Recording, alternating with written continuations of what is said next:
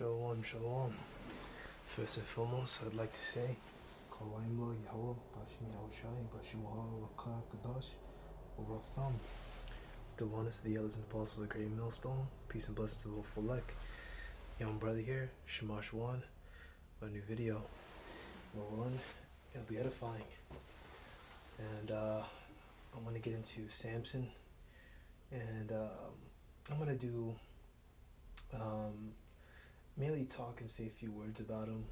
And I'm going to read about his story. I want to get into his name, the proper pronunciation of his name, because the blue letter is off with how they say his name. So we're just going to jump right in. This is the book of Judges, chapter 13, verse 1. And the children of Israel did evil in the sight of the Lord, and the Lord delivered them into the hand of the Philistines 40 years. Alright? And this 40-year time period actually ends, and there's a specific battle that you can read about in 1 Samuel, the 7th chapter, and the point is in the 13th verse, but I'm not going into that, so you can go into that on your own.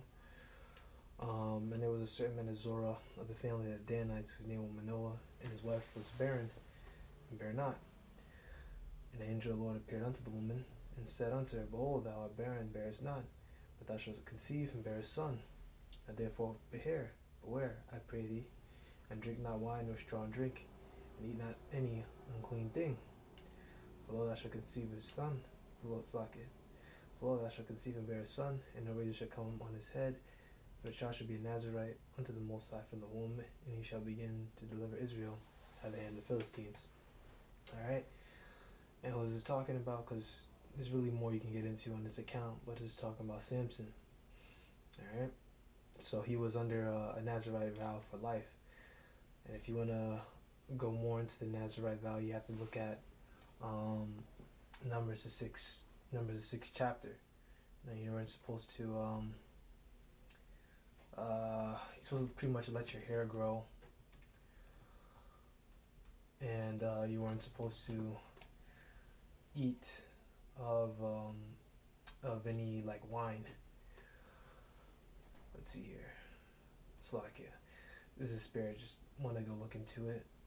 Here we go. You're not supposed to drink wine and strong drink. No grapes. And no razor is supposed to come upon your head.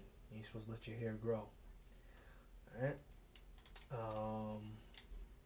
So yeah. So this is the source of Samson's power right here. Alright, this is the vow. Alright? And that vow was the source of his power. Alright? And this is how the Lord was using him. This book of Judges chapter 13 verse 24, just to get to the point. And the woman bare a son and called his name Samson, and the child grew, and the Lord blessed him. Alright, so now we need to go into get that name now. Okay. And okay. Now when you read it here, you would think it would be Shamshawan. That is not Samson's name. It's not Shamshawan. The name Samson, when you collect the root word etymology, that's why it's important to get into those, right? It's shamash, which means sun, sunrise, right? Sun, right? Openly, pinnacle. Well, that's not really. It's more like the sun. It's the sun. You look here, the sun went down, so on and so forth. Now when you have that word one, right, so you have shamash one, right, because you look at a name like what they say is Jeshurun is Yashar one, which means upright one. Alright, so it's like someone likened unto, like someone like a description of one, right? So what Samson means, Shamash1 means, is one who is like the sun, right? One who is brilliant, right? Solar, like the sun, exactly. We read here in the Hebrew Shali lexicon, because Samson was very brilliant, man. Like his strength, his courage, You know, very, very brilliant. His death was brilliant. You know, how the Lord had mercy upon him. Um, you know, it's really an example unto us and a lesson for the importance of vows, man. Because when you think about it, you know, us in this truth, we time and time again put on the new man, cast off the old. That's a vow, man. That's a vow. You have vows that are just out there when you join this truth. You have to speak against Esau, right? You're commanded to. Right? Set your face against Mount Seir. You have to. You know, you have to be brotherly. Okay? These are things you have to do. You have to put off the old man. All right? These are things you must do, because that's what a vow is. When you vow to do something, it's an oath, something that you must do.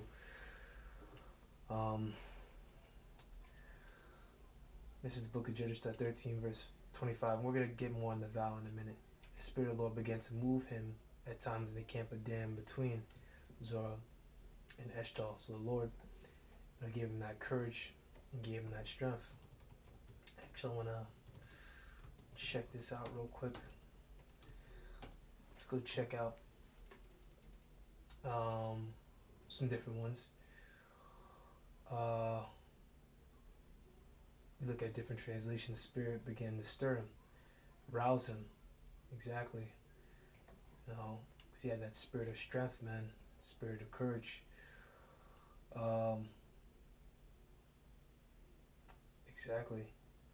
Let's see here.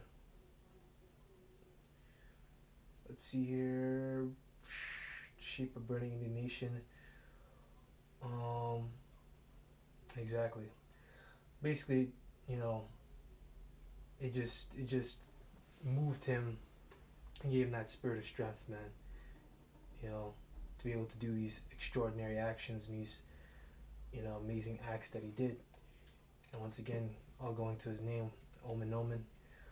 I just wanted to look at commentaries, but it's basically the same thing. You know, so it's the book of Deuteronomy, chapter 23, verse 21. And thou shalt vow a vow unto the Lord thy power, and thou shalt not slack to pay it, for the Lord thy power will surely require it of thee, and it will be sin in thee. Okay? So the vows are very important. And Samson had a vow put upon him, you know, and he was supposed to keep that. And as we're gonna read, this vow was the source of his power. Alright? And the same thing with us, right? You know, with the old covenant. And like a covenant. See here. Covenant is agreement. You know, vehement, pact, deal. Right? It's like a vow. You know, like we, you know, vowed to keep these commandments, man. It was an agreement that we were supposed to go ahead and do that. Of course we didn't. And the curse came upon us, and now here we are today. The Lord has risen up by spirits, you know, and made us spiritually alive, you know, and given us a spirit to turn against our enemies, a spirit to know who we are, you know, so on and so forth. Alright? So, in Lo 1, we're all the elect, man, that we're all that number, you know, so we don't have to die on this side. Now, this is precept that I want. I thought I had it already. I thought I had it up already. Slack it here. This one will prove it. Deuteronomy to the 6. Oh, here it is. I got a lot of tabs open. Deuteronomy to the 6 verse 24. And the Lord commanded us to do all these statutes to fit the Lord our power for our good always, that he might preserve us alive as it is at this day. Alright? So we were commanded to do these commandments. You had to keep all of them. You know, of course we failed to do so. And hence, as I said before, the curse came upon us. And we are here as it is this day, man. So vows are very important. That's just the point I wanted to get into. And if you want more on the vows, read Numbers 30, and you get more on the vows. Once again, this is just a light glaze. We don't really need to go into everything. Now, you can read 14 and 15 on your own. I'm just going to skip down to the point. Number 16. Of course, Delilah is harassing Samson to betray him, right? And And I was just going to get to the point. Judges to the 16 verse 15. She said unto him, how can thou say, I love thee, when thy heart is not with me? Thou hast marked me these 3 times, and haven't told me wherein thy great strength lieth. And it came to pass when she pressed him daily with her words and urged him, so that his soul was vexed unto death, that he told her all his heart, and said unto her, there hath not come a razor upon my head, for I have been a Nazarite unto the Most High from my mother's womb. If I be shaven, then my strength will go from me, and I shall become weak and be like any other man. And Delilah saw, which this is the vow, right? Okay, that's the vow. The vow, the power wasn't in the hair, the power was in the vow. And when Delilah saw he had told her all his heart, she sent, called for Lord of the Philistines, saying, come up this once, for he hath showed me all his heart. Then Lord of the Philistines came up unto her and brought money in their hand, which we'll keep reading on down and make my point. And she made him sleep upon her knees, and she called for a man. She caused him to shave 7 locks of his head, and she began to afflict him, and his strength went from him. Okay, so basically, when a lot of brothers get into this, which that's part of it, right? Not trusting women, so on and so forth, but that's really one piece to this. What the story really, history account really is.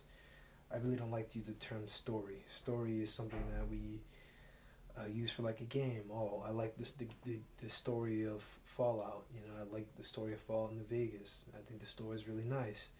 I like this, I like that, so on and so forth, right? We don't use that when it comes to the scriptures, because these things happen, man.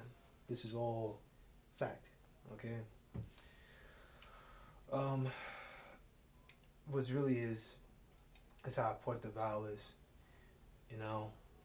Samson shouldn't have told her that, you know? And as we're going to keep and continue reading, and this is really about the importance of vows, you know? And for us, though we can't keep the commandments perfectly, we have to keep the commandments to the best of our ability, man. You know? Because once again, we have to. We're commanded to change. We're not supposed to be the same people that we were when we were in the world. Alright? And if we don't change, then it's the same thing that's going to happen. As you see what happened to Samson. Let's keep reading. Alright? And she said, the Philistine be upon thee, Samson. And he awoke out of his sleep and said, I will go out as other times before and shake myself. And it was not that the Lord was departed from him. Exactly, he was unsanctified because he broke the vow. Alright, and therefore, let's keep reading. But the Philistines took him, put out his eyes, and brought him down to Gaza, and bound him with fetters of brass, and he did grind in the prison house. Okay, so, because of this, right, because he broke the vow, he was unsanctified, the Lord allowed these heathens to go put in work on him and fuck him up. And that's the same thing, you know, similar things are going to happen to you if you don't, alright? If you don't change your ways, man, alright? If you don't change, if you don't put off that old man, the Lord is going to bring these heathens, these Edomites, and they're going to have their way with you, man. They're going to jack you up. And the Lord is going to allow them to go ahead and do that. The Lord is going to judge you and bring that judgment upon you, man. Alright? So that's really what I want to get into, the importance of the vows, man. Alright? Importance that we have to, you know, continue to be brotherly with each other, man. Treat each other right. The importance that we have to change, we have to put off that old way, man, when you get into this, you know. And even with this, even though Samson went off, this also shows the Lord's mercy. You know, Samson, you know, broke the vow, which was where his power was. The Lord still had mercy upon him. Alright? And you can read on, you know,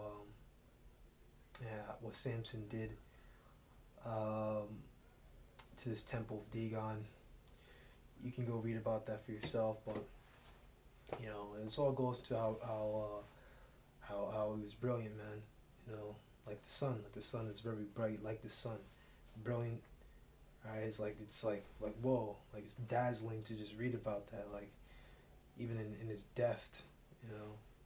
Very, very great stuff. And also, Lord willing, you brothers were edified. And to next time, I say shalom.